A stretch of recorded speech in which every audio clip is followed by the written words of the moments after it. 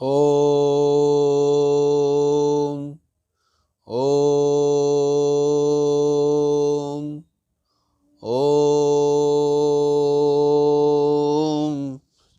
जय श्री कृष्ण, जय श्री राधे, श्या राम, जय हनुमान। पिछले एपिसोड में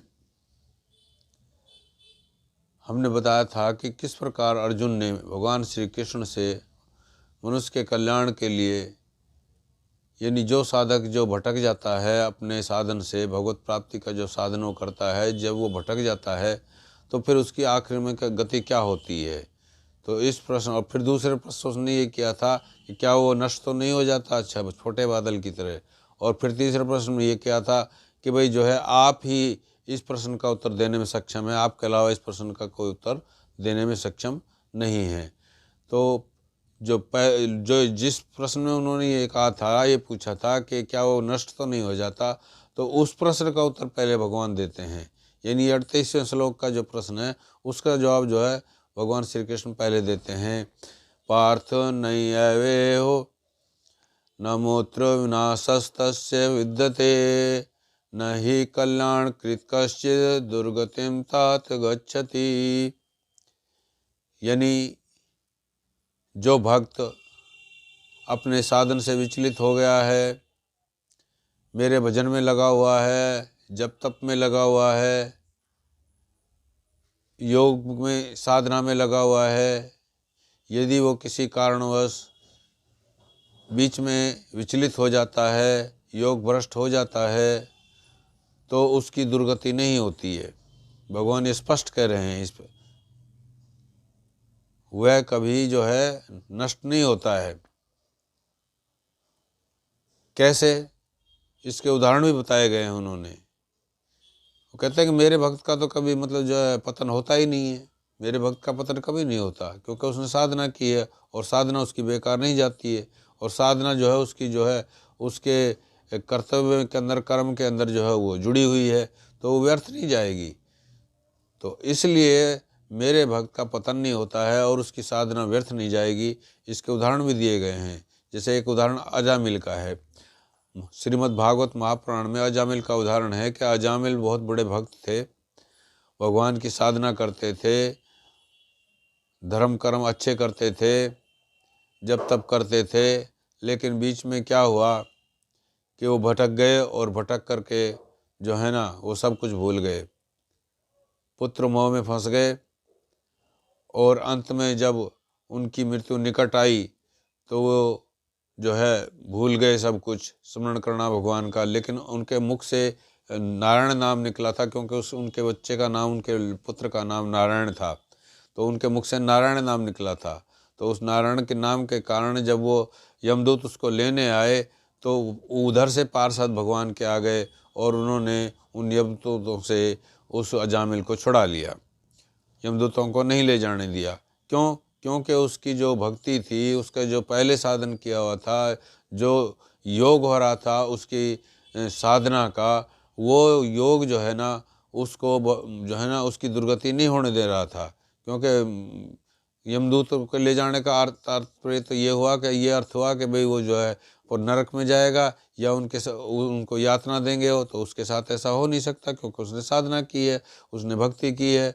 तो पार्षदों ने उनको, यमदूतों को वहाँ से भगा करके और उसको फ्री कर दिया अजामिल को। और अजामिल ने फिर वही भक्ति करके उसको स्मरण हो आया और वही योग सिद्धि करके फिर अपनी जो है ना अंतिम अवस्था सुधार ली और उसने भगवत प्राप्ति कर ली। तो इस प्रकार से एक अजामिल का उदाहरण तो ये है। एक राजा भरत का है। राजा भरत जो है अपने काल के बहुत ही न्यायप्रिय और सकुशल शासक रहे हैं, और वो भगवान के भक्त भी थे, भगवान की साधना भी करते थे। लेकिन उन्होंने फिर राजकाज छोड़ करके और फिर वो वन में चले गए, अपना राजकाज अपने पुत्रों को सौंप करके और वो वन के अंदर चले आए और वहाँ साधना करने लग गए। लेकिन क्या होता है कि एक हिरण जो है, हिरनी भाग रही थी, और हिरनी भागते भागते जब वो तालाब के अंदर से जा रही थी भागते हुए, तो वहीं उसका प्रसव हो गया और तालाब में वो बच्चा जो है गिर गया, जिस बच्चे का उसने जन्म दिया था। तो उस बच्चे को राजा भरत ने उठा लिया और निकाल करके उसका पालन पोषण किया, और पालन पोषण इतना किया, ऐसे रम गया उसके अंदर कि उसकी आसक्ति जो थी उसकी और मोह जो था उस हरिण के अंदर ही चला गया। तो वो भूल गया, अपनी साधना से वो विचलित हो गया। साधना से विचलित होने के बाद जब उसकी अवस्था ऐसी हो गई कि वो हिरण को ही याद करता था, हिरण को ही देखता फिरता था, हिरण के ही मोह के अंदर जो है ना सब कुछ, उसको खिलाना पिलाना, उसको प्यार करना, उसको ढूंढना कहाँ गया, इस प्रकार से हिरण के लिए ही वो सब कुछ करता था। वो सब कुछ भूल गया था, ध्यान साधना वगैरह सब से भ्रष्ट हो गया था। तो उसके बाद फिर उसको हिरण की योनि ही मिली, क्योंकि अंत समय उसको हिरण का याद रही। अब हिरण की योनि हुई तो उसको जो है ना उसकी हिरण की योनि के अंदर भी ही जो पिछली साधना उसने की थी, जो पिछला भजन उसने किया था, वो सब याद रहा। और उसी भजन के याद के कारण, उस योग की याद के कारण उसने जो है ना सूखे पत्तों से अपना गुजारा किया, शांत भाव से वो रहा। और उसने कभी किसी से कोई हलचल करते हुए किसी मतलब जो है ना वो बिल्कुल एकदम इस ढंग से रहा कि किसी से कोई बात करना ना, बोलना ना, चलना ना, एकदम शांत भाव से उसने अपनी हरिण की योनि पूरी कर ली। और अगले जन्म में फिर जड़ भरत के रूप में फिर उसको जो है एक मनुष्य का जन्म मिला, और उसके अंदर फिर उसने अपना कल्याण किया। तो इस प्रकार से भगवान जो है ना कभी किसी का पतन नहीं होने देते। भगवान जो है अपने भक्त की जो जो उसकी कमाई है, क्योंकि ये तो कमाई हो गई ना उसकी, उसने जो भजन किया है, जो पाठ किया है, जो ध्यान किया है, जो जप तप किया है, जो कीर्तन किया है, जो पूजा पाठ किया है, उसके अंदर वो उसकी कमाई हो गई। उसकी कमाई तो जुड़ती जाएगी ना, ये तो बैंक बैलेंस बन जाता है। बैंक बैलेंस बनने के बाद उसका बैंक बैलेंस को कोई ख़त्म नहीं कर सकता। तो इस प्रकार से जो उसने कमाई की है, जो उसकी योग सिद्धि हुई कि जितनी हुई है, जो उसका योग बना है, उसकी भक्ति का जो साधना से उसने प्राप्ति की है, वो अधूरी रह गई उसकी भगवत प्राप्ति के लिए। लेकिन वो योग जो उसने किया है, जो उसने जोड़ा है अपने भगवत प्राप्ति के लिए, वो उसका वेस्ट नहीं जाता, वह कभी भी जो है ना व्यर्थ नहीं जाता। इसलिए भगवान कहते हैं मैं उसकी जो है ना दुर्गति नहीं होने देता, उसको कभी भी जो है ना पतन की ओर नहीं जाने देता। वो मेरे सब कुछ जो है ना लेखे जोखे में होता है, मैं सब कुछ उसका ध्यान रखता हूँ। मैं उसके लिए जितना हो सकता है कोशिश यही करता हूँ कि वो अपने जो है ना ध्यान साधना को याद करके फिर से मेरे भजन कीर्तन में जुड़ जाए, फिर से मेरे ध्यान में जुड़ जाए और अपना कल्याण कर ले। तो कल्याण करने के लिए भगवान जो है ना उसका पतन नहीं होने देते। कोई भी हो, चाहे हम भी हैं, आप भी हैं, जो भी हैं, यदि आप जितना भी करते हैं, जितना भी ध्यान साधना या जप तप जो भी करते हैं, जितना भी पाठ पूजा वगैरह जो भी करते हैं, वो आपका व्यर्थ नहीं जाएगा कभी भी।